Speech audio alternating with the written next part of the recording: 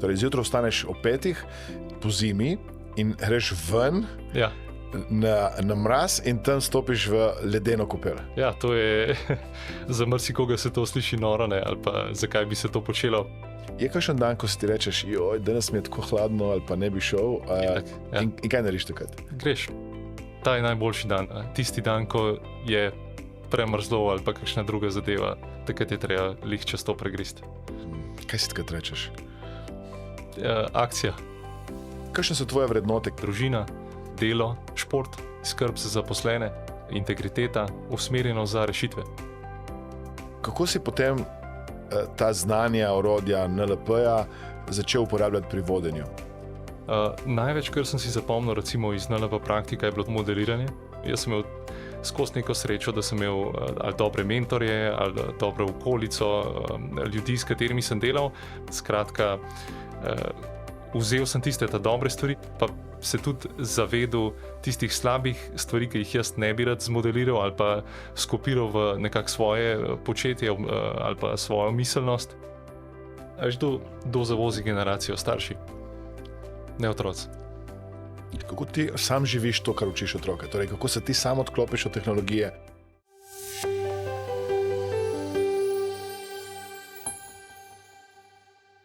Lepo zdrav, dobrodošli v novi epizodi našega podcasta oziroma podcaста Strategije odličnosti. Danes je z nami nov gost, Jure Andročec, ki je tudi direktor podjetja Litostroj Power in hkrati tudi naš nekdanji NLP praktik. Jure, dobrodošel. Hvala, Aleksandar. Ogromno stvari bi še lahko rekla o tebi, ne samo to, da si direktor podjetja, da si oče, da si mož, si tudi športnik, je tako? Ja. Zdaj, en kolega mi je rekel, če si želiš biti športnik, rekreativni, je potrebno delati vsaj nekje 3-krat na teden. Ne? Tako da jaz imam neko interno pravilo, da probam vsak drugi dan posvetiti nekemu vzdržljivostnemu športu. Tako da sem nekje 10 let nazaj začel z tekom, pripeljal to pot nekje do maratona, potem se pa človek malo naveliča kakšnih stvari. In sem se nekje v lanskem letu ali pa 2-3 leta nazaj začel spogledovati s triatlonom. Pa potem sem šel tudi to pot do 2 polovičnih Ironman distanc v lanskem letu. No, to je bil nek mogoče največji presežek ali pa dosežek rekreativnega treninga. Daj nam povej, kaj pomeni Ironman, ker veliko ljudi mogoče tega sploh ne ve. Ja, zdaj polna distanca Ironman pomeni 3,8 km plavanja, 180 km kolesa in pa potem celoten maraton 42 km. Jaz sem se odločil najprej doseči polovico tega, kar pomeni, se pravi, vse to na pol. Tako da začne se s plavanjem 1,9 km, ponavadi v morju ali pa v neki sladki vodi, odvisno od lokacije. Nadaljuje z 90 km kolesa, vmes je tak menjalni prostor, kjer se preoblečeš, pripravaš na drugo disciplino in pa potem, ko se zaključi kolo, se ponovno preoblečeš, vzameš stvari za tek in pa daš gor tekaške superge in oddelaš 21 km, temu se reče 70.3 Ironman oziroma polovični triatlon. Bravo. Mislim, tako kot si rekel prej, odločil si se, da boš najprej šel na polovičnega, nekje čakam v zadju, da razmišljaš celo enkrat, da boš naredil celotnega. Celotnega, ja, tudi jaz sem mislil, da bo ta pot mogoče taka, ampak potem po prvem oddelanem triatlonu, pa recimo združevanju vseh obveznosti, službe in pa družine in vsega tega sem nekje ugotovil, da za ta trenuten časovni okvir, ki se ga lotam, je čisto dosti polovična zgodba. To zame nekje tam 6 do 10 ur tedenskega treninga, kar pomeni, da je treba to ukomponirati v neko zgodbo življenjsko in je kar zahtevno. Ne? Če se želiš lotiti teh stvari konkretno, potem je potrebno res vzeti si čas. In ko sem primerjal trening za polovičko, pa da jo nisem oddelal tako, kot bi si želel, da bi si želel zadevo speljati še bolj gladko, si skoraj v tem trenutku ne predstavljam, da bi si vzel čas za celotnega. Je pa v zadju seveda tista želja, da probajmo mogoče iti še na to točko nekoč, mogoče, ko boste otroka zrasla tako. Bravo. Že na NLP praktiku sem te občudoval, ker si imel kar nekaj takih zanimivih navad. Ena izmed teh je bila, da si zjutraj vstal takrat, če se spomni, okrog 5. Ja. In prva stvar je bila, da si se umil po obrazu z ledeno vodo in si se s tem zbudil in dal neke energije. Kakšne so tvoje navade sedaj? Ja. Zdaj provam tisto, recimo psihologija za tem je bila zelo preprosta, se pravi vstati zgodaj, a ne, se pravi zgodaj začeti dan, pa to še vedno počnem tam malo po 5 uri, včasih tudi prej odvisno od obveznosti vstanem. In pa potem začnem kar zgodaj z opravili. Hladna voda, zdaj že poznamo Wim Hof, vse te metode, a ne. To sem nekako mogoče zamenil tudi v zimskem času z nekimi hladnimi kopelmi, tako da imam neko improvizirano zadevo doma, ker kaj praktično to je nek naraven hormon sreče na koncu, a ne, rezultat tega iti iz obdobja že kar dosti zgodaj zjutraj in potem se soočiti z vsemi naslednjimi izzivi precej lažje. To je nekakšna mentaliteta iza tega. Skratka, dajmo težke stvari narediti najprej, pa bo potem vse skupaj lažje, tudi če bodo te stvari mogoče navidezno težke. Torej, zjutraj vstaneš ob 5, po zimi in greš ven na mraz in tam stopiš v ledeno kopel. Ja, to je za marsikoga se to sliši noro, ne, ali pa zakaj bi se to počelo. Je to zelo povezano s športom, je tudi nekako znanstveno dokazano, da to pomaga pri regeneraciji, tako da bi rekel, da je to tudi bil razlog za tem, zakaj to narediti. Najprej sem začel zelo počasi noge, pa potem sem si mislil, okay, to je to, potem, ko pa celotno telo potopiš nekje do vratu, tam mislim, da nekako je čist dovolj, da ne greš čez glavo, potem vidiš te efekte. Zdaj, efekt na začetku je to, da se moraš, moč volje se trenira skozi to, mislim, da je to zelo pomembno, zaradi tega, ker vsak izziv, s katerim se soočamo dnevno, je potem odvisen od tega, koliko moči volje imamo, ker dnevno fluktuira energija, ali fizična ali psihološka, in to je zelo pomembno trenirati v obe, ne samo fizično kondicijo. Je kakšen dan, ko si ti rečeš, danes mi je tako hladno, ali pa ne bi šel, in kaj narediš takrat? Greš. Ta je najboljši dan. Praktično zdaj, če si bolan ali pa karkoli, to seveda ni najbolj pametno. Dobro je tudi spremljati, mogoče kakšen srčen utrip, HRV po noči, skratka te stvari, ki jih danes vsi ti športniki uporabljamo, zato da vidiš, kako se bo telo odzvalo za naprej. Je pa tisti dan, ko je premrzlo ali pa kakšna druga zadeva, takrat je treba lih čez to pregrist. Kaj si takrat rečeš? Akcija. Tako, čist na kratko, zelo malo samo govora je takrat, ampak je, ko veš, da je treba neko stvar narediti, takrat jo moraš narediti. Jaz mislim, da je to ključ do tega, tako da ni kaj velik debate takrat. Tebi je lažje iti v ledeno kopel po zimi ali po leti? Praktično lažje je nekako po zimi, če pogledam, zaradi tega, ker se tudi navadiš in tvoj telo, konstantno telo ve, zdaj je hladno. Poleti, ki si fajn razgret, pa vse to, načeloma fiziološko je lažje iti poleti, pregreto telo v hladno, pa čeprav se sliši neverjetno, gre lažje, ne. Ampak po zimi ta mogoče je logika, da se navadiš, da pač bo hladno in to je to, da ni druge izbire, vremena se ne da spremeniti. Jaz se spomnim, v času covida, ko je bilo vse zaprto, je imel Tony Robbins delavnico Life Mastery. Jaz sem bil kot trener praktično skoraj na vseh njegovih delavnicah in prvi dan smo imeli na začetku delavnice na Zoomih ledene kopeli. In je bilo, mislim, da 5000 ljudi, vsak je snemal s kamerco doma banjo, eni so imeli bazen, eni so imeli pač različne načine. Ne? In takrat se spomnim, da so ljudje kupovali na različnih koncih, na pumpah, na trgovinah, led, so si napolnili banje doma in potem šli 90 sekund noter in potem praznovali kot neko veliko zmago. In to je na nek način dan začet z zmago. To je to. To je praktično tako zelo zanimivo je, kako lahko svoje telo pripraviš, da naredi nekaj, kar je mogoče danes čist neverjetno. In ta ledena kopel je kar dober dokaz, recimo te Wim Hof pa te delavnice, jaz se jih nisem nikoli udeležil, ampak sem mogoče precej spremljal to, preden sem se tega lotil, in potem vidiš, kako ljudje res dosežejo zelo hitro nek preboj skozi to.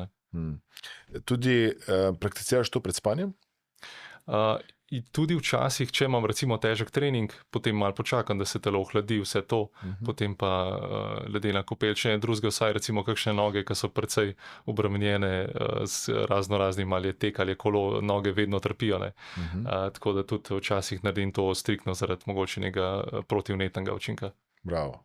Jaz opažam to, da ledeni tuš mi pomaga, da izjemno dobro zaspim. Dobro spiš, ne? Ja, tako. Ker včasih ljudje rečejo, joj, ne se tušira z ledeno vodo, ker ne boš mogel zaspati, in učinek je ravno obraten. Ja, če si opazil, praktično učinek začneš čutiti potem, ko se segreješ. Takrat v bistvu se jedro začne hladiti in telo doživi ta efekt, da je treba nekaj se je spremenilo. Ne?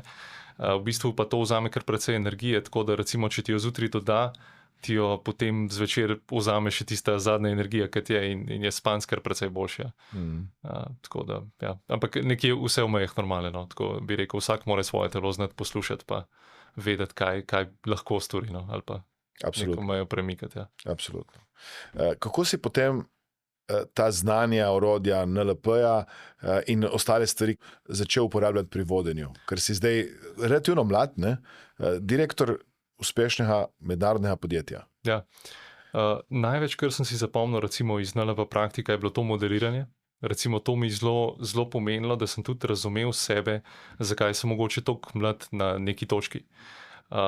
Ker praktično ta vzor iz preteklosti, če pogledam, recimo, jaz sem imel skozi neko srečo, da sem imel ali dobre mentorje, ali dobro okolico, ljudi, s katerimi sem delal, pa vedno sem si nekako znal zbrati, zdaj bom pa jaz nekako, recimo, primer, ne, tale oseba je moj vzor, zdaj bom pa jaz počasi začel razumeti, kako bi jaz lahko na to točko prišel.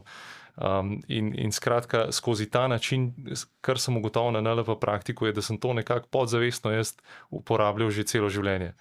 Tako da, če pomislim, nekje 6 let pred NLP praktikom sem imel prvega takega resnega mentorja in skratka, vzel sem tiste dobre stvari njegove, pa se tudi zavedel tistih slabih stvari, ki jih jaz ne bi rad zmodeliral ali pa skopiral v nekako svoje početje ali pa svojo miselnost, in potem sem lepo tako nekako kruzil skozi to. Potem pa, ko se to začneš zavedati, zdaj pa jaz ta modeliranje poznam, ne, in ga lahko uporabljam, si pa še toliko bolj previden. No. Tako da sem jaz probal to skozi svojo kariero vedno najti, če nek vzor in pa graditi svojo miselnost naprej, ker mislim, da je to neka osnova, ker sem prepričan, je to, da miselnost je, kakšna je naša miselna naravnanost, je osnova, naš temelj, ki ga je treba vedno nekako negovati, graditi naprej, in nas to potem vozi skozi dneve in pa potem vse izzive, ki jih imamo. Ne. Bravo. Daj mi nekaj nasvetov, ki si jih dobil od tvojih mentorjev za vodenje. Mogoče takoj se soočiti s problemi. To mislim, da je zelo taka, to je tako kot ta ledena kopela. Ne. Skratka, vsak dan hodimo v službo, recimo naše podjetje ima 255 zaposlenih, naš en dan ni enak včerajšnjem dnevu ali pa mogoče celo ura.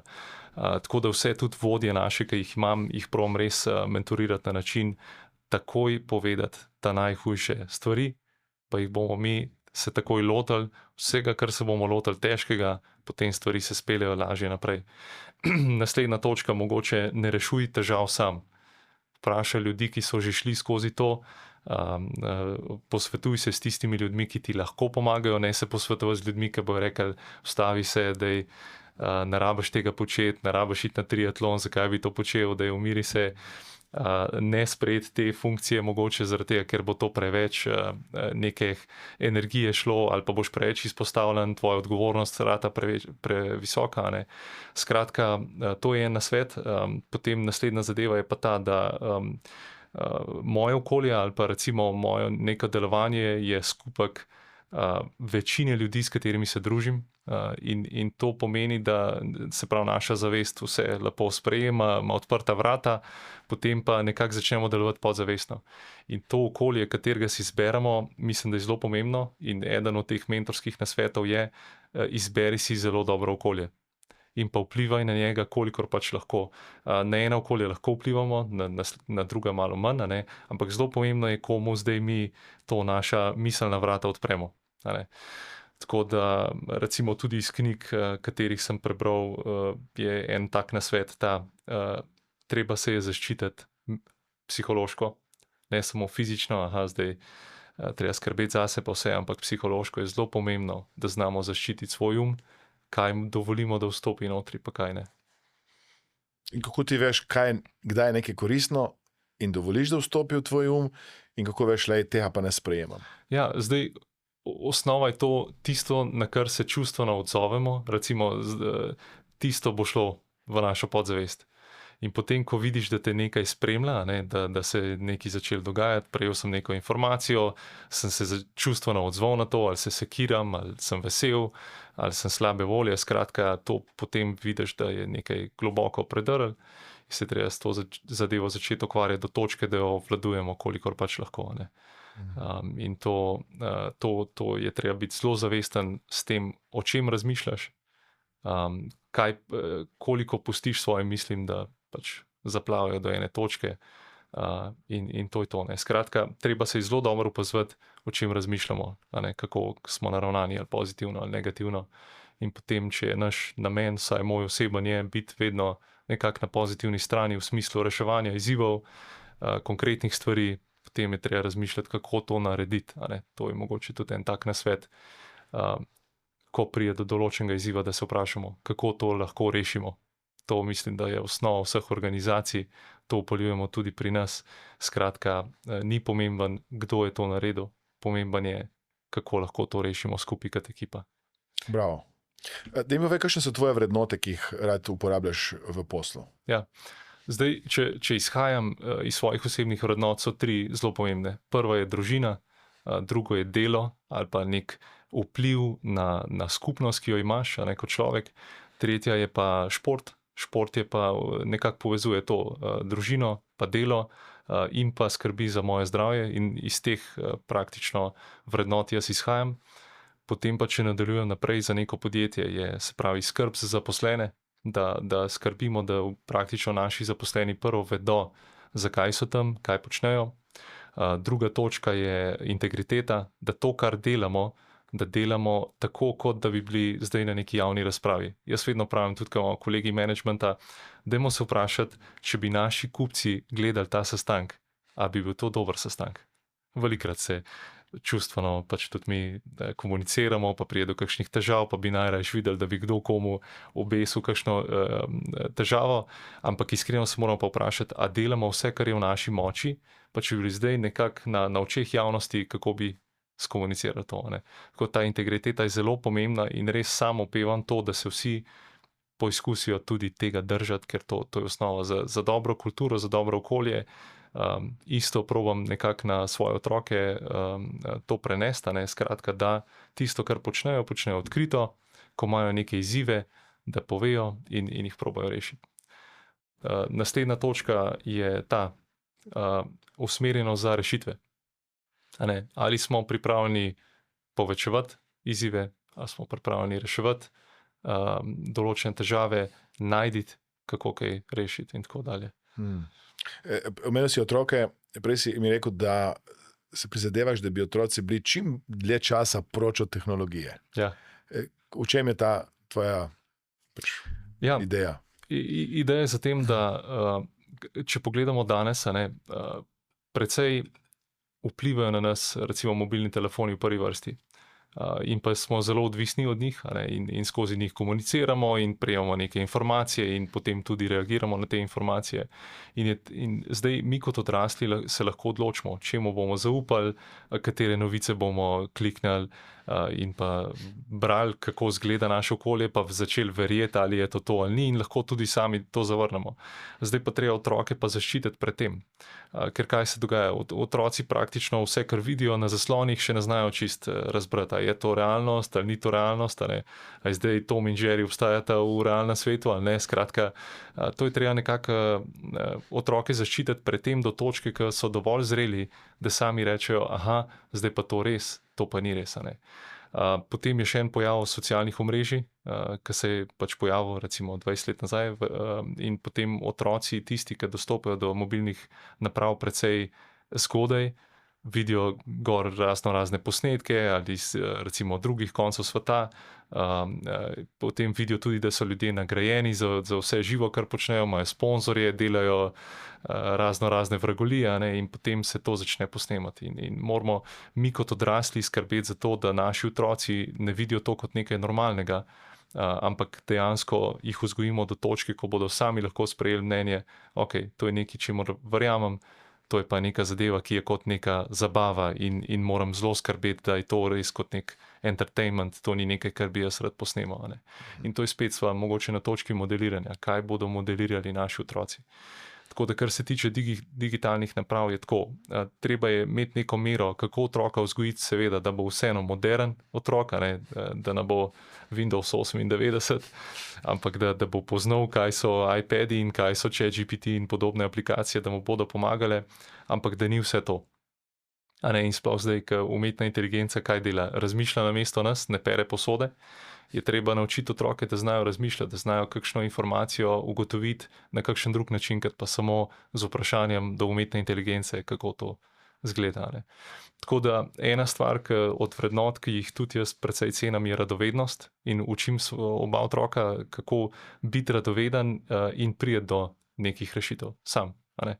Radovednost je, mislim, da tisto gonilo sveta, ki je vse, ki so praktično karkoli dosegli, pripeljalo do neke točke. Veš, kdo zavozi generacijo? Starši, ne otroci. In to je, kdaj se boš tega zavedel, ko boš star recimo 50, takrat so tvoji otroci stari 30. In kaj zdaj tem otrokom reči, ki so stari 30? Od jutra naprej boste pa takole. Oni morajo že, tako da jaz v bistvu res če pogledam nek mindset, je treba res kmalu upeljati v vzgojo. Tudi v šolah verjetno bi lahko nekaj od tega naredili, je res? Lej, v šoli finance, recimo, če bi otroke učili finančno pismenost, kako iz 100 evrov probati narediti 105 evrov z nekimi, ne vem, investicijami v ETF ali pa v sklade, sploh ne rabi to kripto ali pa karkoli, da bi rekel, lej, če boš od vsakih 100 evrov, ki jih boš zaslužil, 10 pametno naložil, ko boš šel v penzijo, boš imel 100.000 evrov, sploh ne boš vedel, kaj z njimi narediti, je tako?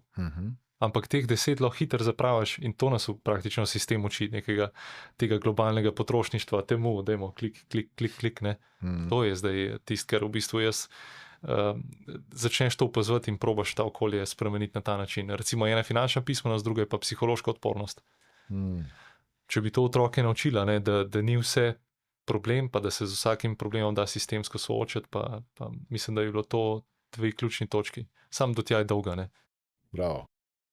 Kako ti sam živiš to, kar učiš otroke? Torej, kako se ti sam odklopiš od tehnologije in kako si ti sam radoveden? Ja, zelo preprost, ker sem toliko vpet v tehnologijo v službi ali pa skozi podjetje, je treba biti pač dosegljiv in se ukvarjati s tem. Imam pol kar dosti telefona, recimo popoldan, tako da z ženo ima tudi neko pravilo, na mizi ni telefonov, za mizo ni telefonov, če se le da, skratka, da takrat, ko smo skupaj, da smo res skupaj. In pa da smo tukaj in zdaj. Ne. To je tudi ena od teh mogoče orodij, s katerim si lahko pomagamo, da se, ko smo skupaj in pa probamo čim manj pogledovati v vse ostale naprave, ki nas praktično samo oddaljujejo od tega, kar je tukaj in zdaj. Kaj pa radovednost? Kako recimo sam raziskuješ, se učiš še naprej? Ker kot vodja v okolju, ki se skozi spreminja, moraš tudi neko znanje nadgrajevati. Ja, to je tak zelo preprost način imam za to. Recimo letos smo ostali brez vodij proizvodnje čez noč, ne, in je bilo treba zadeve vzeti v svoje roke. In sem se jaz pač preselil iz pisarne v zgornjem nadstropju dol v proizvodnjo in sem rekel, zdaj bom pa jaz pomagal sodelavci tole voditi, dokler ne najdemo ustrezne zamenjave in nisem imel tisti trenutek nobene druge ideje. In praktično sprašuje se, kako pa sploh deluje ta oddelek. Kaj pa vi počnete? Kdaj pa bo to končano? Pa dobiš potem nek odgovor, pa se vprašaš, a mi pokažeš, kako verjamemo, da bo to končano. A imamo plan? Ja, kdaj bo takrat? Kako izgleda ta plan? Pa se pa, skratka, s postavljanjem vprašanj v same detajle ugotovimo marsikaj. In potem te sodelavci vidiš, enkrat te mogoče malo zapeljajo, eni so zelo odkriti in potem, ko začneš odkrivati določene stvari, se tudi same težave rešijo, recimo, ne. Kaj pa dela ta kos tukaj, ne? Ja, čaka na ta stroj. Imamo delovni nalog za to, je tehnologija pripravljena, da gre to na stroj naprej. Skratka, to so res ene take preproste tehnike, ki bi jih vsak vodja mogel biti radoveden, da sploh ve, v katerem okolju je, kako deluje, ne. Recimo ljudje, koliko enih kadrovskih razgovorov imamo vodje na dnevni bazi in preprosto velikokrat ljudje pridejo razburjeni. Zelo malo kadrovskih pogovorov je takih, ali pa zaposlenimi, ko nekdo prije pa reče, jaz se super počutim, da imamo imeti zdaj nek pogovor. Ampak zelo velikokrat pride to do tega, ko so ljudje razburjeni in imajo neke težave. Ga vprašaš, kaj pa je narobe, kaj se pa zgodilo, kaj pa je vzrok tega. Tako da pri nas se soočamo delamo velike stroje, turbine za hidroelektrarne, in na dnevni bazi naši produkti so veliki, temu primerni so tudi proporcionalno izzivi ali pa problemi, inženirski. In kar je pomembno je to, da se vprašamo, kaj je vzrok naše napake, ki smo jo storili. In potem, ker mi vedno, jaz vidim, recimo ekipa je navajena, da se dogajajo razno razni izzivi, pa jih potem rešujemo, pa ponad pride do mene, to smo že rešili, se je pa to zgodilo. Jaz sem pa tisti, ki probam biti ta glas podjetja, ki se vedno vprašam, kaj je vzrok. Zakaj se je to zgodilo? Dajmo se naučiti, ne spet, kdo je to naredil. Včasih tudi to je potrebno na koncu vprašati, zaradi tega, da ga naučimo, preprosto sodelavca, ne zato, da ga okrivimo.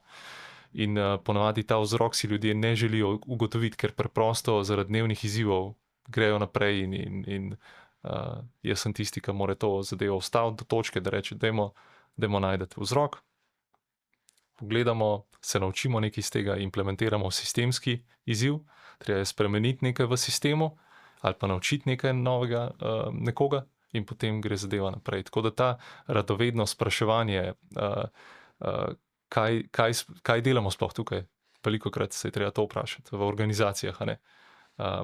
Kakšen namen ima ta sestanek? Kaj smo odnesli iz tega sestanka? To je vse radovednost in to nas more vodje pa nasvet za vse ljudi nasplošno, da v svojem okolju delujejo tako.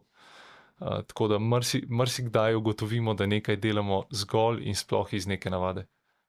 Nima nekega smisla in potem, ko se vprašaš, zakaj to počnemo, pa če na to nimaš odgovora ali pa neke zakonske podlage, potem vidiš, ok, to sploh ni potrebno, zgubljamo čas. Torej ti postavljaš drugim, tako kot te poslušam, in sebi ogromno vprašanj. Ja. Je kakšno vprašanje, ki se ti zdi, da res veliko krat postavljaš in ti daje najboljši rezultat ali pa odgovor? Sodelavcem ali pa sebi? Največkrat, zakaj to počnemo? Ker ko vodiš organizacijo, naše podjetje bo čez 2 leti imelo 80 let tradicije v Sloveniji, to je res en tak vrhunski mejnik, ki se veselimo, da ga bomo dosegli. In sem prepričan, da je podjetje, se pravi, ogromna tradicija ima prednost, pa ima tudi potem neke pomanjkljivosti, zaradi tega, ker se praktično počneš določene stvari kar z neko navado in z nekim ponavljanjem, in pa se ne vprašaš velikokrat, zakaj to sploh počnemo. In ko vprašaš to vprašanje, zakaj to sploh počnemo, je naslednje vprašanje, ki sledi, ali bi to še naprej počeli, ja, ali lahko to nehamo početi. Ali pa kako bi to naredili hitreje, recimo. Ali je ta postopek sploh potreben? Kdo pogleda to zadevo, recimo neko ali poročilo? Velikokrat ljudje delajo neka poročila. Komu poročamo? Kaj je izkupiček tega poročila, pa kaj se bomo naučili? A bo naš produkt boljši zaradi tega? Bo naša organizacija boljša? Skratka, to so potem odvisno od področja in to je tisto, kar more voditi zadevo. Odlično. Kako si pa dan razporediš? Kaj je najbolj pomembno? Mislim, začneš ob 5, greš ven, se slečeš in skočiš v ledeno vodo. In potem, kako ti ta dan poteka do konca? Ja. Zdaj, jaz imam zelo preprosto taktiko, skratka, naše podjetje začne funkcionirati ob 6. uri in večini časa sem jaz tam ob tej uri in jaz temu rečem ozemljitev, moja prva taktika je se sprehoditi po vseh delovnih mestih v proizvodnji naši. Skratka, proizvodnja je živa stvar, organizacija, imamo kar precej zaposlenih in je potrebno to začutiti. In če hočeš biti dober vodja, moraš začutiti organizacijo, tako da jaz si dnevno nekje uro do uro in pol vzamem, da se ta krog v proizvodnji sklene, ker imamo več procesov, nismo linijska proizvodnja, smo prototipna in to pomeni, da je potrebno res razumeti, kaj delamo. Tako da moj dan se začne na ta način, pregled, kje smo, fizično stanje, vse to. 7:30 imamo tak shop floor meeting, kjer se vsi vodje praktično iz celotnega podjetja dobimo, pogledamo, kje smo, kaj je naš plan daily, kaj so naše omejitve, kdo izostal je kdo na novo prišel, naredimo nek bojni plan in gremo potem naprej. A ne. Potem se pa začne zatem ponavadi preverjanje tistega drugega dela. Razvoja dokumentacije, projektnega vodenja, nabave materijala, reševanje raznih izzivov, kakšen business development, te zadeve. In pa potem, skratka, jaz moram skrbeti, da organizacija diha, da živi in pa če ima izzive, da pomagam te stvari, da prav čas rešiti, naprej potisniti. Da se tvoj dan zaključi približno. Tam nekje, recimo v 5 uri, včasih prej, včasih kasneje, skratka, odvisno od izzivov dela, ki ga imamo, včasih prijem popoldan nazaj. Skratka, potrebno je dihati z organizacijo, ne, in včasih kakšne stvari rešujemo tudi popoldan, ker imamo v ZDA in pa v Kanadi svoje podjetje, in pa se kolegi prebudijo z 6 do 7 urno razliko in je včasih dan kar pester dolg. To pomeni, začneš ob 6 s prehodom po proizvodnji, uro pa pol, takrat se tudi pogovarjaš z sodelavci? Ja, takrat imamo recimo mogoče te mikro uskladitve z raznoraznimi oddelki, od varilnice, pločevinarne, obdelave. Probam takrat skupaj z direktorjem proizvodnje rešiti večino teh izzivov, ki nas čaka, pa skozi z nekim ciljem naprej, ker je pač naši cilji so dostava naših komponent kupcem, in pa imeti v mislih vedno ta plan, kdaj planiramo imeti tovarniški preizkus, smo v skladu s tem, nismo in tako. In ob 7:30 imaš sestanek vsak dan, ki traja koliko časa? Tam nekje 15-20 minut, to je ta glavni shop floor meeting, več kot to ni učinkovito, recimo. Skratka, zelo je pomembno, da se takrat gre skozi vse mejnike, imamo tak nek voden zapis tega in se pogovorimo, kaj so naši cilji in kako bomo te stvari dosegli tisti dan. Ko rečeš shop floor meeting, to pomeni, da stojite? Ja. Stoječ sestanek. Dejansko imamo sredi, to sem tudi eno zadevo peljal letos, sredi delavnice ali pa proizvodne hale imamo tak velik ekran. Smo digitalizirali poročanje, prisotnost, knjiženo, take stvari, skratka, produktivno spremljamo učinkovitost in vsi stojimo. Vsi stojimo, potrebno govoriti na glas, ker je zadaj delavnica. Potem so sodelavci že velikrat mi namignili, da pojmo eno sejno sobo, da se bomo lepo usedali, pa da se bomo slišali. Ampak jaz mislim, da je ravno ključ tam ali neudobja, to probamo peljevati tudi v podjetje. Mačken mora biti neudobno, ne, zato da res tudi rešimo pravčasno stvari, pa da smo skozi navajeni, da obstaja nek pressure. Sam, tvoji sodelavci grejo ob 2 domov, če začnejo ob 6. Ali nadaljuješ ti potem sam, ko ni več gužve, ni več ekipe, ali imate več izmenskov? Ja, imamo različno, recimo proizvodnja deluje nekje od 6 do 2, pa imamo drugo izmeno, potem pa včasih tudi tretjo. Recimo ta middle management je pa nekje od 7 ure naprej, ob 8 nekateri, odvisno kako smo, in tako da oni so praktično tudi dlje, potem ostanejo, ja. Sam v podjetju ne dosežeš nič, tako da tudi moja ta taktika je vedno delo z ekipo, pa potem takrat, ko si sam probaš delati na teh nekih strateških temah ali pa vprašanjih, pa jih potem spet rešuješ z ekipo, ali ima to smisel, nima tega smisla tako. Torej, če te prav razumem, si nekje 11 ur povprečno na dan v podjetju? Recimo, ja. Ja, in potem 10 ur probam res tisto, da je neka baza, ja. Tako, 10 do 11 ur, ja. In potem naprej imaš še šport, torej vsak drugi dan, družino. Imaš še kaj časa prav zase za počitek? Ja, zdaj, jaz sem tudi po naravi tak, da mi počitek ne paše. Iskreno, mogoče vikend je tisti del tedna, katerem lahko nameniš čas za počitek. Sam sem pa že od nekdaj prepričan, da je treba ta vikend tudi zaslužiti. In to zdaj prenesenem pomenu imam za čisto vsako stvar. Skratka, ali je to dopust, ali je to vikend, ali je to nek počitek, ta počitek je treba nekako zaslužiti. To je moja miselnost, ko sem bil vzgojen, in isto delujem po tem principu.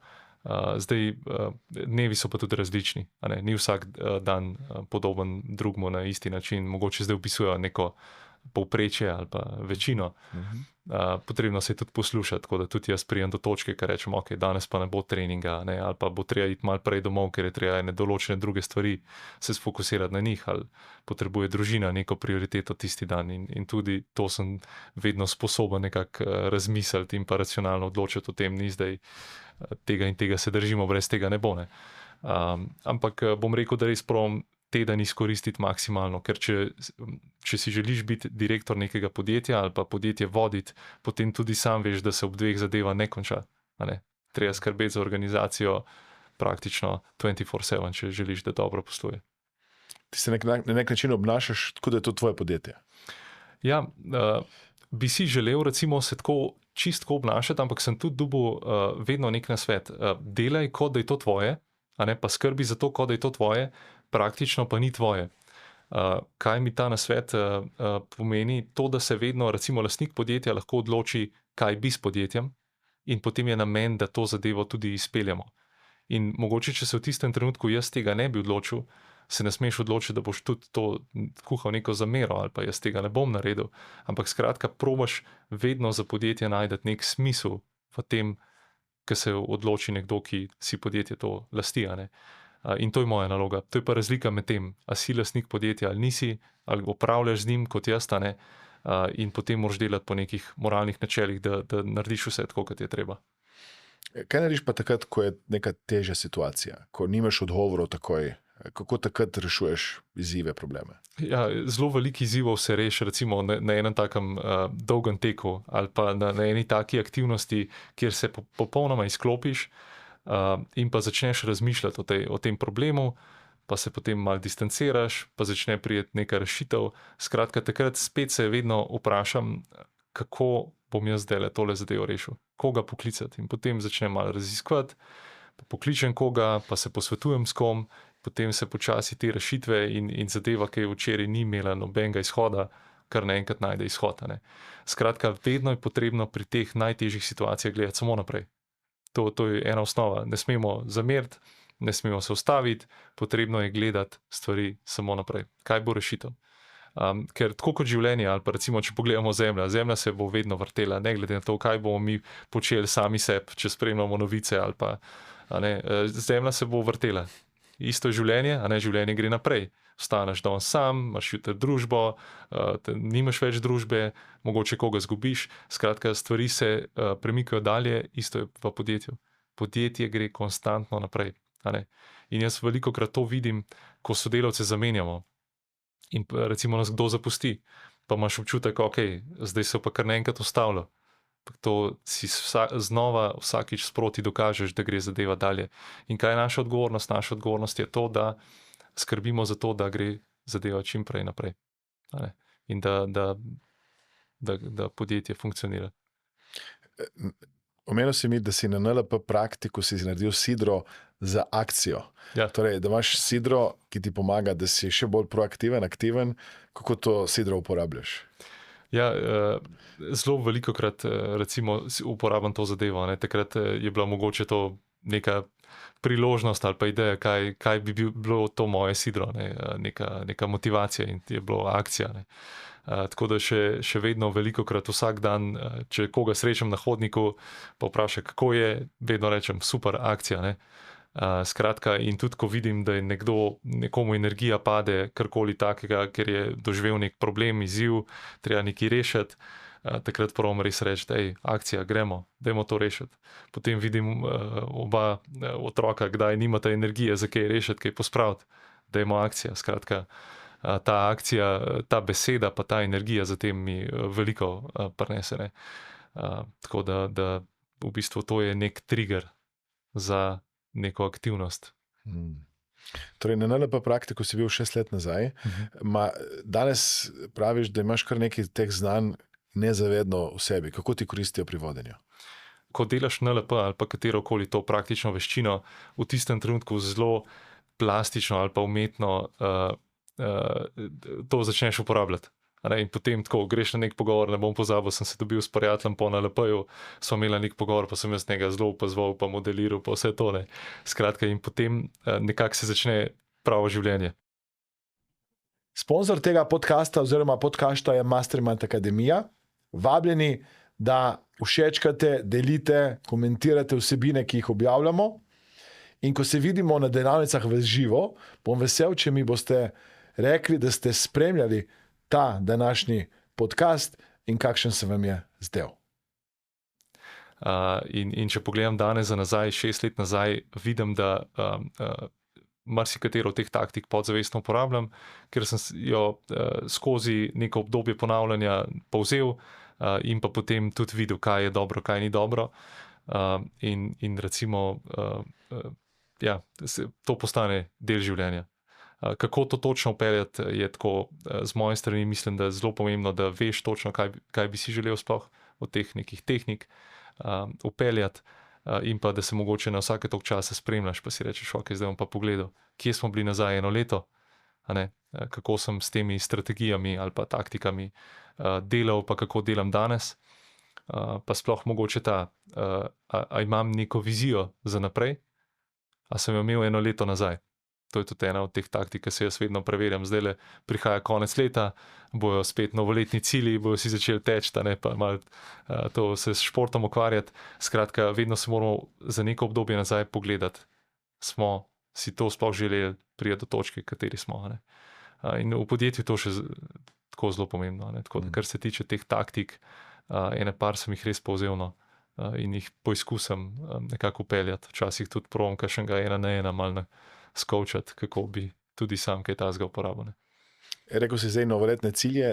Ti imaš novoletne cilje ali ti že tako si skozi podvržen nekemu postavljanju ciljev? Ja, prav novoletnih ciljev samih nimam. Mogoče za novo leto si že eno postavil nek koledar za celo leto in reče, kje se vidimo januar, februar, skratka gre skozi mesece, ker se življenje se dogaja in je treba imeti neke, bom rekel, to in neko novoletni cilji so naši taki lokalni.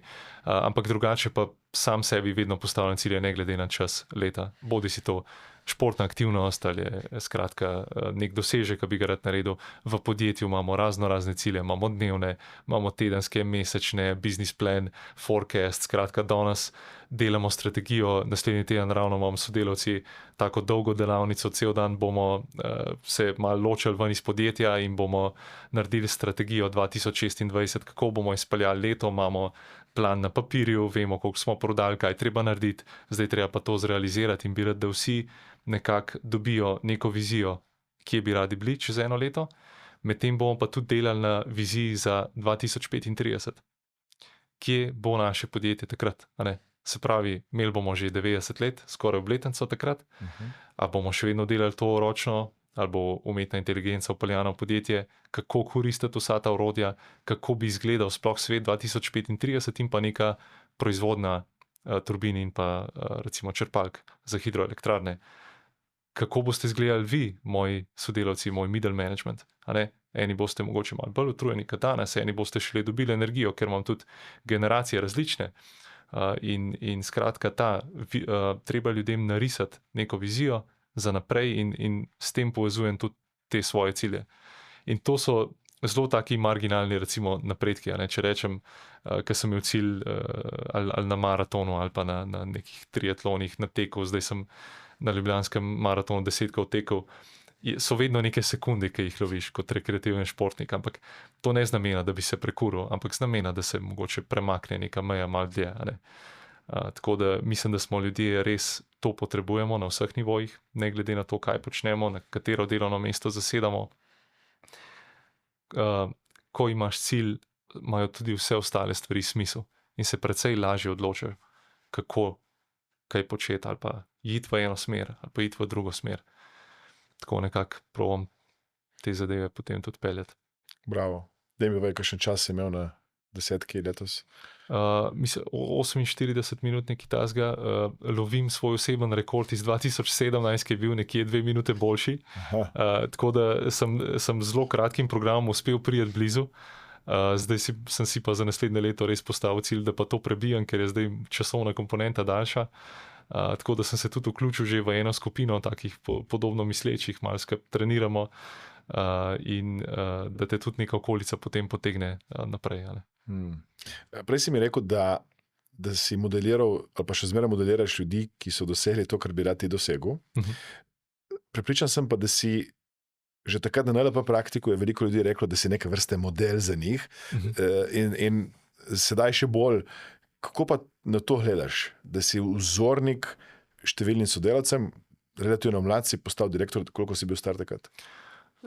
Mislim, da ravno 30. Ja. No, in kako gledaš na to, da si vzel vzor pa drugim ti? To vprašanje je res dobro, ker veliko krat razmišljam o tem.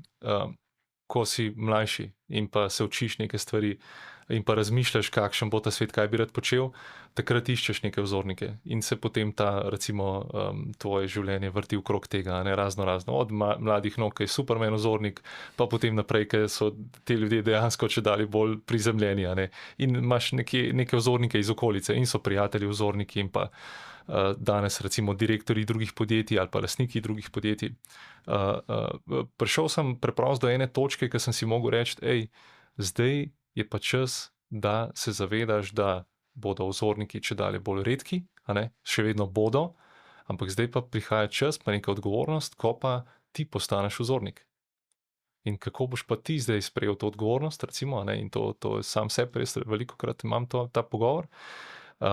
Kako drugi ljudje tebe vidijo, vedno vplivaš, a ne, se pravi, vse, kar počneš na moji poziciji, vedno si pod drobnogledom. A ne, ljudje te gledajo, opazujejo, aj direktor dobre volje ali slabe volje, kaj je prinesel. In če si, se pravi, se odločiš sprejeti to misijo, ker to je misija, to ni naraven proces, potem moraš s tem tudi to nekako ponotraniti pa doživeti. Ne. In skratka, tako bom rekel, jaz sem imel srečo, da sem lahko imel dobre vzornike, pa jih imam še vedno, še danes, recimo najdem kar precej teh, ki si želim, jaz v mojih letih, pa potem gledam direktorje 10 let starejši od mene, 20, pa mogoče še več, pa vidim, kako so uspešni, pa kako se njihove navade življenjske spreminjajo, pa da organizacija raste naprej, pa gradijo ekipo navzdol, zato da organizacija posluje sama. Skratka, nekdo pa gleda mene. In to je neka teža, ki jo moraš sprejeti in probati oddelati in neko generacijo za sabo pustiti. Ena so to v službi sodelavci, jih moraš potiskati naprej, recimo vse naše, če gledam svojo ekipo, middle management ali pa pač moji kolegi, ožji, njih probam potiskati naprej, ker vidim točno, kdo bi se rad učil, kdo bi rad povzel neke navade in delam z njimi, jih poizkusim zmentorirati, tudi koga drugega v podjetju, točno vidim, kdo je tisti, ki ima neko tako iskro. Potem pač gledam pa za naprej, za sebe, pa vedno tudi gledam, kdo si jaz želim biti, takrat in takrat.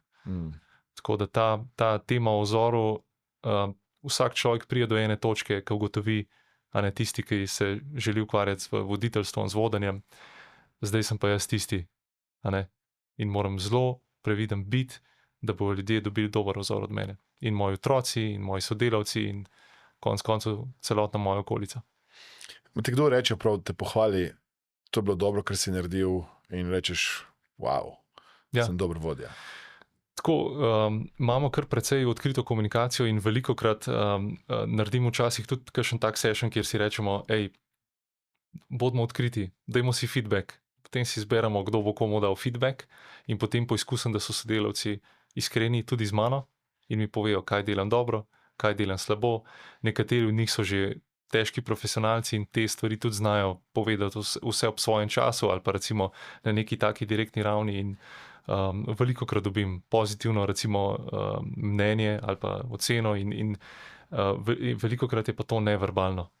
In vidiš, ko si stvari zapeljal prav in se je zadeva speljala, ne rabiš niti praktično nobene pohvale, ker na naših pozicijah ne živimo od pohvale, ampak praktično od rezultata podjetja in pa dinamike kulture zaposlenih in v bistvu ta feedback pride tako zelo neverbalno ali pa brez znakov, pride na podlagi rezultata organizacije. Kaj pa, ko dobiš negativen feedback, kaj pa takrat narediš? Ja, potem moram biti sposoben si nastaviti ogledalo, pogledati pa reči, a je to zdaj res ali ni. Mogoče, če je res zelo negativen feedback, najprej malo stresa, kaj se zdaj to dogaja, pa vse, ampak moraš biti pripravljen sprejeti. In jaz sem recimo, da sem prišel tudi do te točke, kjer sem mogel precej negativnega feedbacka sprejeti. Potem je pa tako. Daš en primer negativnega feedbacka, ki se te dotakne? Ja, recimo negativen feedback, zakaj je podjetje na tej točki, kot je. Recimo, če smo danes poslujemo pozitivno, pa delamo dobro, 3 leta nazaj nismo. Smo se učili iz enih preteklih, recimo, naukov, pa smo delali z finančno izgubo, pa je bilo treba te stvari, se pravi, nekdo je mogel to speljati, da smo prišli na to pravo pot. A ne? In jaz imam srečo, da sem bil del te ekipe, ki je to, recimo, pripeljala naprej. In kaj, praktično v tem primeru se moraš vprašati, res tudi sam isto vprašanje, zakaj pa je podjetje tukaj, kot je, a ne, in kako lahko jaz vplivam zdaj na to. In mislim, da nimam nobenih težav s tem negativnim feedbackom, potem delovati na princip, da ne vklopim ego, ampak se vprašam, jaz moram zdaj to nekako kreativno rešiti, a ne, ali pa rešitev podati, in pa ne gledati na to osebno. To je veliko krat, a ne, ta negativen feedback ni, Jure, to si ti, ampak je, to je tvoja vloga, ti moraš to vlogo ali popraviti, ali pa organizacijo. A ne. To ti tek oziroma šport pomaga, da greš to, stečeš ven in ko končaš teč, rečeš, ok, zdaj bom popravil, bom izboljšal vse in tako. Ja, odvisno, včasih tudi sam brez tega, recimo to čistem sam sabo, pogovor s kom, recimo iščeš na svet, ki je drugi, a ne, imam tudi jaz par takih zaupnikov, s katerimi imamo nek tak mastermind, recimo, ne, v narekovajih. Šport je pa tudi, šport te nauči feedbacka, ker šport je pa brutalno odkrit, a ne.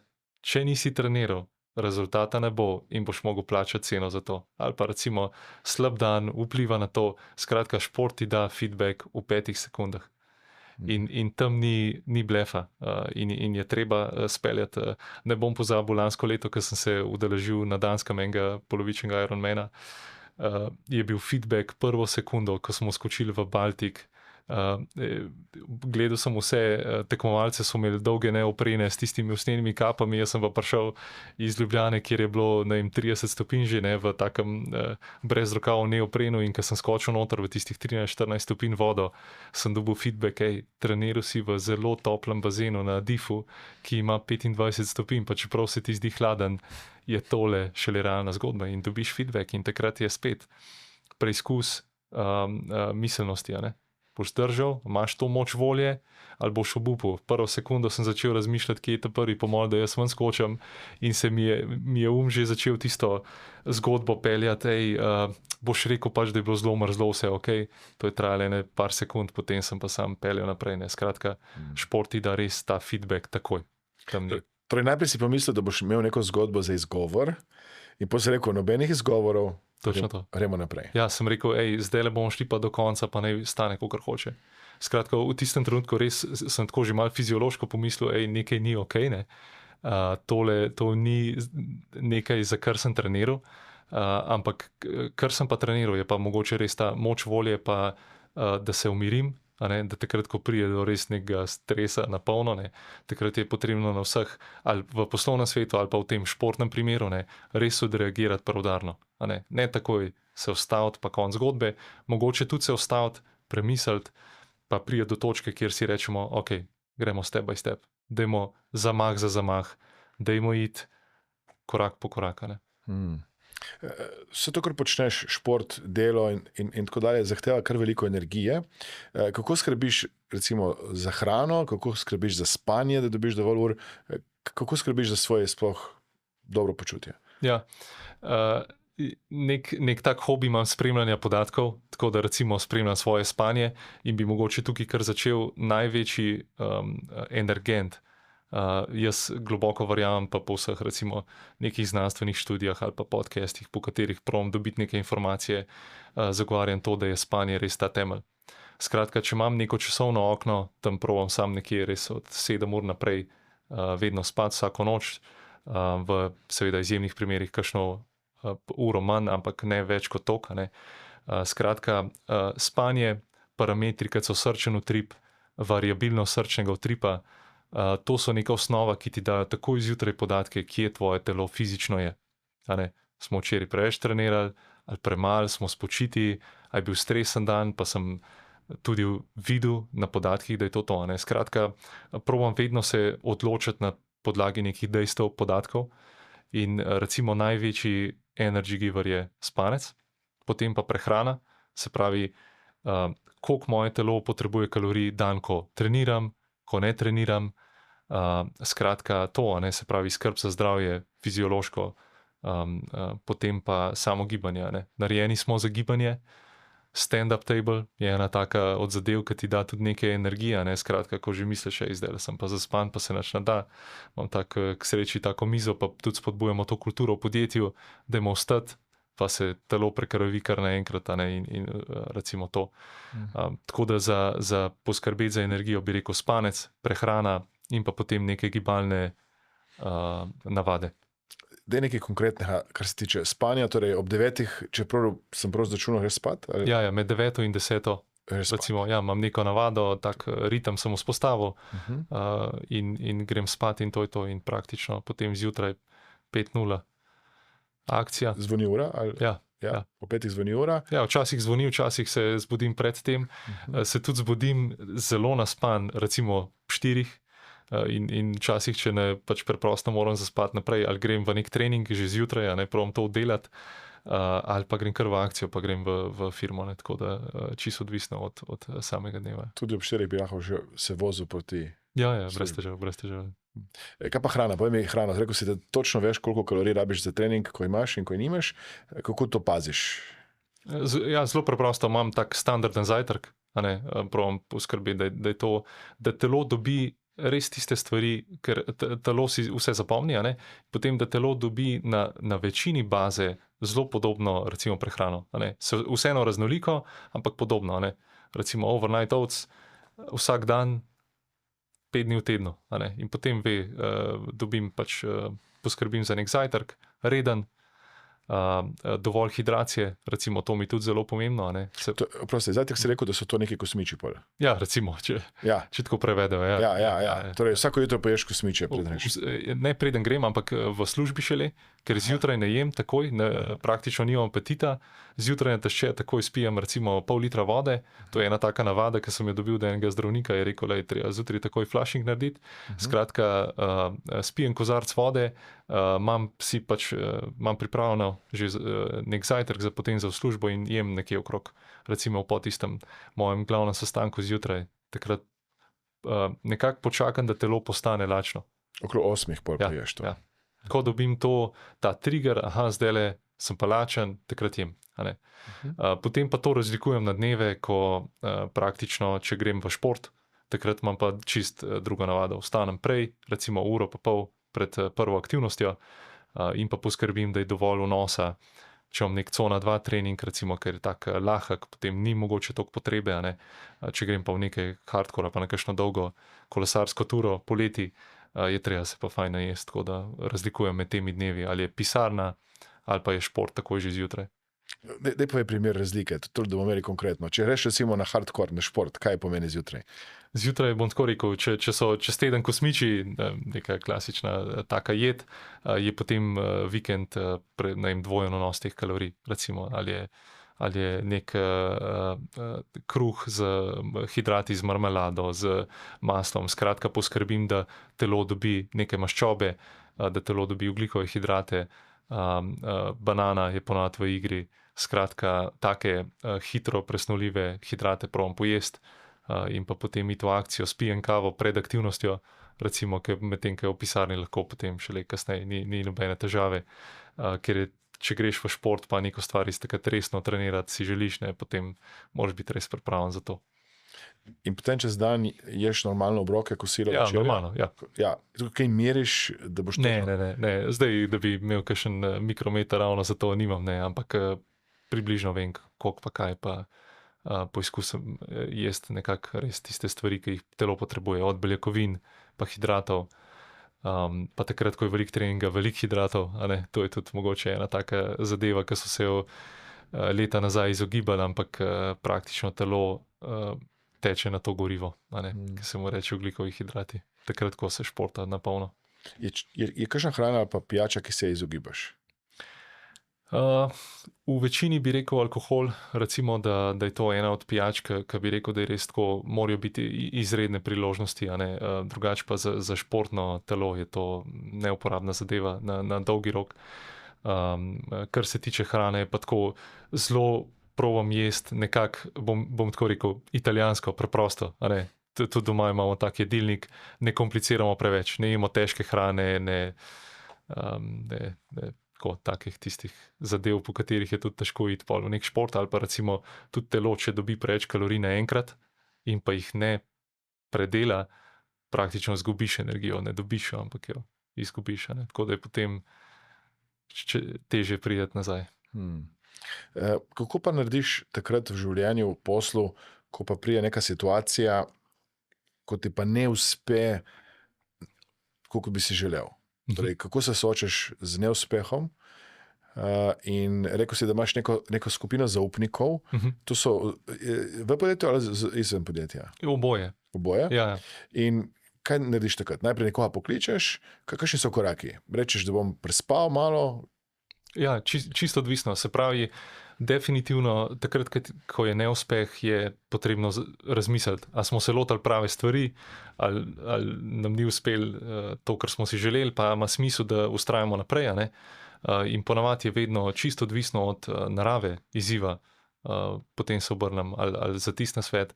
Velikokrat se zadeva prespi in pa reši velikokrat tudi samo od sebe, nekako misli to predelajo. Ampak ko pride do neuspeha, s tem tudi pride en tak kanček goriva za naprej. Iskreno je tudi to ena velika motivacija. Ko nekaj ne uspe, takrat tudi jaz najdem kar hiter. Ni uspel, dajmo narediti eno analizo podatkov, zakaj sem prišel sem, kaj se dogaja, kje so rešitve, in je potem tudi en tak trigger za naprej. Ali pa ko nekdo reče, tole ne bo uspelo, to je tudi en tak recept za moj uspeh. Tako. Torej, neuspeh te v bistvu motivira. Ja, po eni strani zelo. Torej, tako kot te poslušam in kar te poznam že od NLP praktika, si zelo motiviran, zelo ambiciozen, zelo uspešen. Je kakšno področje življenja, ki pa se ti zdi, da si samo povprečen in si zadovoljen, da se ne preveč s tem obremenjuješ? Ali pa je kakšno področje, ki ti ne toliko pomeni in se mu prepustiš preprosto, brezciljno? Mogoče počitek.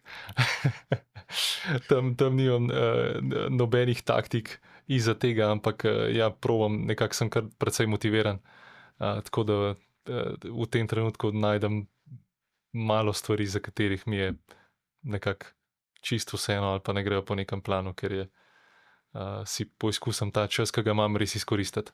Ker je to neka peščena ura, ker ne veš, koliko časa drži. In je skratka moje prepričanje je, da tiste stvari, ki jih počneš, da jih počneš dobro. Drugače pa recimo druženje, neko neformalno, take stvari, to so neplanirane zadeve in tam mogoče se največ prepustim preprosto pač nekem toku, takem naravnem. Kako na te gleda družina ali pa ti ljudje, ki te poznajo že nekaj časa, kaj ti rečejo? Ja, zanimivo, ne? Če bi bili čisto iskreni, recimo ljudje okrog mene in bi ti to odgovorili, ker velikokrat imamo tudi to debato, z mano včasih pride tudi velika teža. Nek občutek, dajmo še, moramo še, ampak sreči, ko imaš dobre prijatelje pa dobro družino, dobiš feedback nazaj, tega ni treba. Kaj pa, če to ne bi? In recimo moja okolica je tudi tisti, ki so res moji bližji, so praktično oni delujejo kot neka protivtež. Kaj pa, če ne bi te aktivnosti? Ali pa, to je Jure, to bo on naredil, ni problema. Skratka, to dobim feedback od družine in prijateljev, tako da oni ne čutijo zdaj teže, moramo slediti, moramo to narediti, ali pa recimo, da bi me kdo prepričal, da moram jaz slediti nečem drugem. Tako da v bistvu okolica ta bližja zelo sprejema te zadeve, me pozna.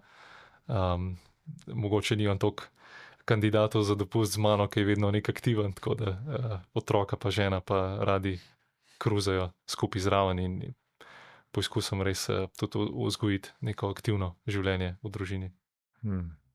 Kaj bi, če bi se vrnil zdaj nazaj s tem znanjem, ki ga imaš danes, kaj bi spremenil 10-15 let nazaj v svojem življenju? Še bolj pogumen bi bil. Mislim, da je to neka osnova, nek nasvet, ki bi ga tudi nekomu mlajšemu od sebe 10-15 let nazaj dal, je to praktično, da ne čakati na noben trenutek, ampak samo raziskuj in pa če imaš željo, neko ambicijo, je treba iti včasih tudi z glavo skozi zid. Skratka, probi priti do tega, pa oddelaj to. Ker eno je veliko ljudi ambicioznih, Druga točka je pa, a si pripravljen vsak dan se prikazati, pa oddelati tisto, kar je od tebe pričakovano, pa včasih tudi požreti proces, ki traja dolg časa. Jaz, če pogledam recimo 2013, ko sem se pridružil podjetju, sem začel čisti z nule, sem bil delal na montažah terenskih vodnih turbin in sem 5 let praktično sem živel od doma, ne, sem delal po raznoraznih elektrarnah in tam tudi nabral krat 2 v letih izkušenj, tako vedno rečem, ne, v 5 letih sem 10 let oddelal. Če si pripravljen te stvari oddelati, da si mlad, požreti kakšno stvar, razumeti svoje mentorje, se naučiti nekaj novega, potem rabiš res tisti pogum pa neko potrpljenje, da boš nekaj tudi dosegal. Ne. To bi sebi dal, mogoče celo potem nek stavek, da bi si rekel, vse to, kar delaš, pomeni nek rezultat, ki si ga danes tudi predstavljaš, ne, tako nekako počrto. Zdaj, ko si rekel, da bi si želel biti bolj pogumen in tudi svetuješ drugim pogum, te je bilo, da je strah, da nisi imel toliko tega poguma. In česa te je bilo strah?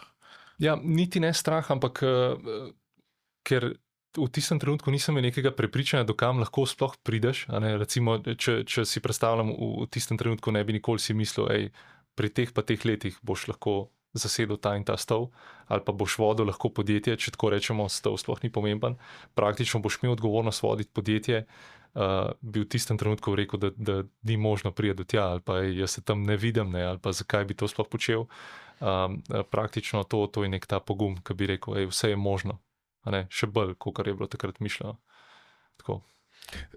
Zdaj, doskrat jaz, ko prihajajo k meni ljudje na delavnice, imajo neke omejitve, omejujoča prepričanja, to, kar si zdaj rekel sam, ne? Kako ti rešuješ današnje omejitve, ker danes imaš spet nove omejitve. Ja. Takrat si nisi upal verjeti, da bi lahko nekoč bil direktor, zdaj si direktor in zdaj so neke nove omejitve morda v tvojem življenju.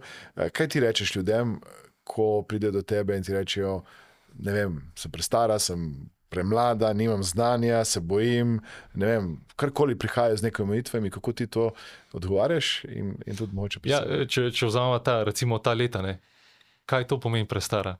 Kaj to pomeni premlad? Koliko je to premlad? Katere lastnosti bi pa mogel imeti? In potem moramo načrtati korake, da pridemo do teh lastnosti. Zelo velikokrat imamo ljudje točno ta prepričanja, ne, zakaj, kako, neke zunanje faktorje, neke številčne faktorje, neka dejstva. Tako da praktično takrat se treba vprašati, kaj pa je tisto, kar bi moral imeti. Potem tudi spet ugotoviš, da lahko je pa to samo neko prepričanje. Tako da na ta način, spet z nekimi vprašanji, je potrebno priti do ene točke, da začneš korakati po poti do rešitve. Nekdo, ki naj zdaj gleda in bi rad postal tako ambiciozen in motiviran, kot si ti, kaj mu rečeš? Kaj je tvoja želja? Prva točka, ne? A je ta želja dovolj goreča, da se splača za njo potruditi? To je osnova.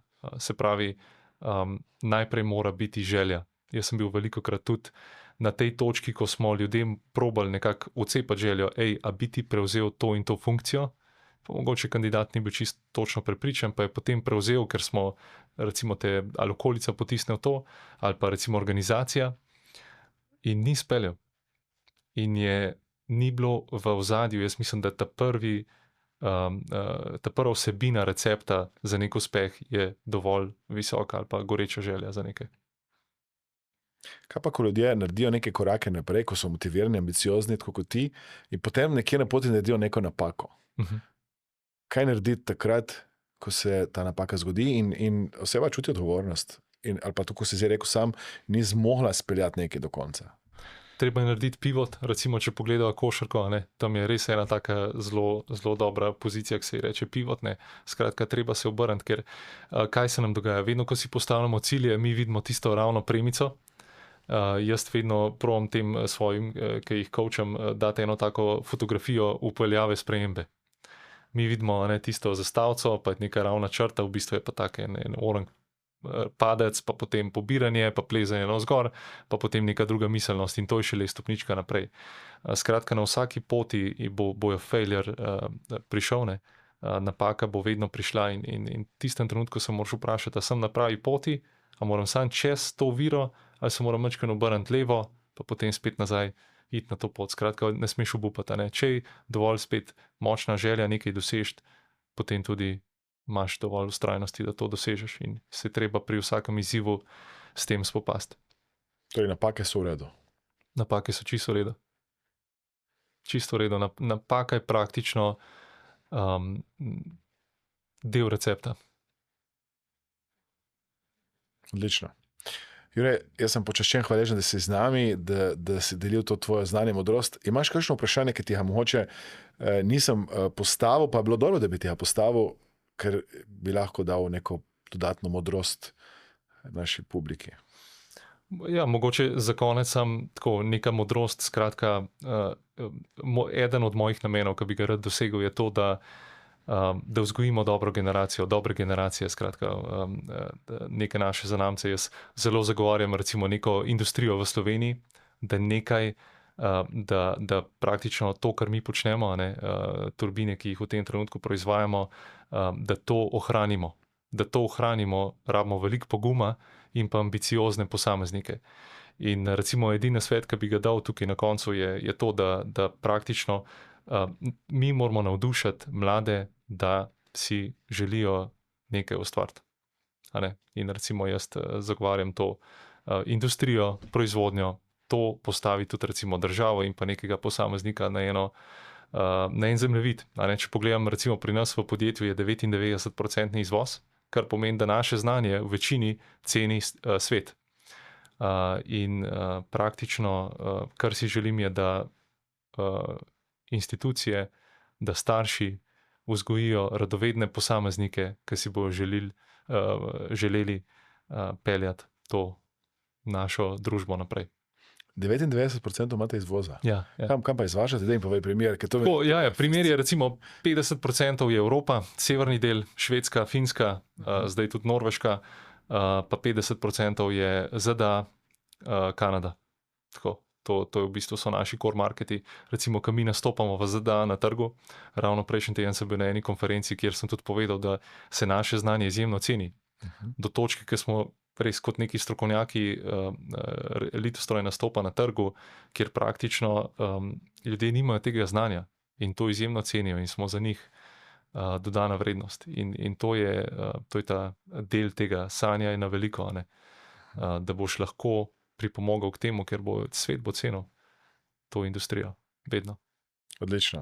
Torej, jaz si res želim, da bo veliko posameznikov tako kot ti, ker ta filozofija, da imamo ogromno za ponuditi svetu, ne samo doma, nas lahko potem tudi v prihodnosti, ko se bo svet spreminjal, pelje v željeno smer. Nisem več rekel o umetni inteligenci, mogoče tudi kakšen stavek pred koncem še na to temo, ker to bo v prihodnje tudi v proizvodnji imelo neko pomembno dinamiko.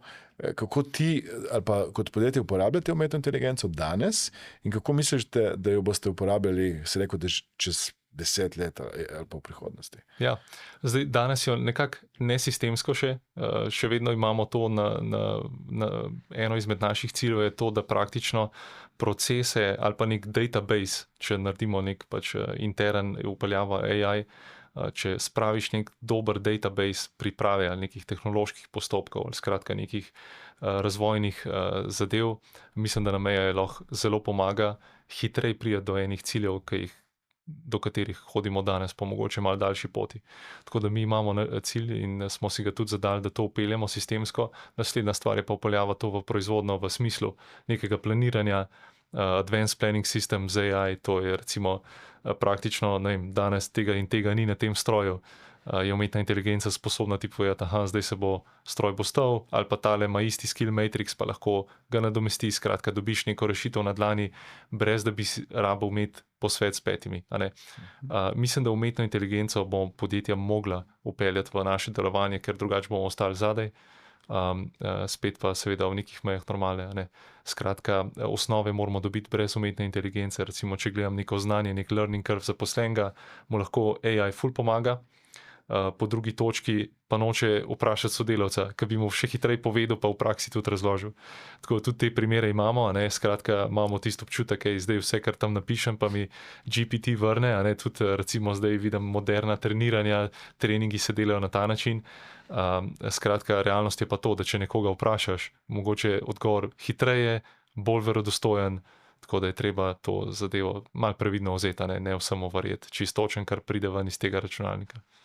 Bravo, super. Imaš en zaključni stavek, eno misel, eno spodbudo, ki bi jo dal vsem, ki jo danes poslušajo, ki jo danes gledajo? Pejte za svojimi cilji, akcija, ne se ustrašiti vplivati na ta svet, prevzemite odgovornost in probite pač navdušiti generacijo za nami, da bo imela podobne cilje in potem se bo svet vrtel v ta pravo smer. Jure, hvala lepa za ta pogovor. Enako, hvala, Aleksandar. Moje ime je Aleksandar Šinigoj in dobrodošli v mojem podcastu oziroma podcastu, kjer modeliramo strategije odličnosti. Hvaležen za vašo udeležbo, hvaležen za to, da nas spremljate. Odličnost je nekaj, kar se lahko naučite. Odličnost je posledica vaje, treninga, dela in več, ko boste to poslušali, vadili, razmišljali, več je verjetnost, da boste to implementirali v svoje življenje. Sponzor tega podcasta oziroma podcasta je Mastermind Akademija. Ko se prijavite na delavnice Mastermind Akademije, nam napišite, da spremljate, poslušate naš podcast in kako se vam zdijo vsebine, ki jih za vas pripravljamo.